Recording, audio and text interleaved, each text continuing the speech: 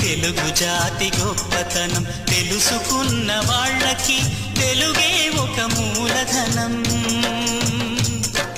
తల్లి తండ్రి నేర్పినట్టి మాతృభాషరా, తెలుగు మరచిపోతే వాళ్ళని నువ్వు మరచినట్టురా, ఇది మరువబోకురా.